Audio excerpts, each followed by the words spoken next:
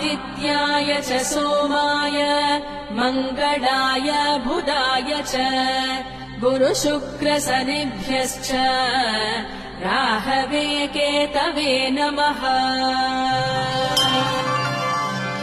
आदित्याय च सोमाय मङ्गलाय बुधाय च गुरुशुक्रशनिभ्यश्च राहवे केतवे नमः।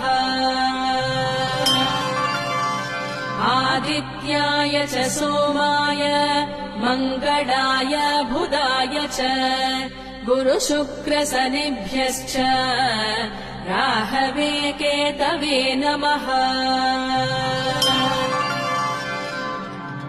आदित्याय च सोमाय मङ्गलाय बुधाय च गुरुशुक्रशनिभ्यश्च राहवे केतवे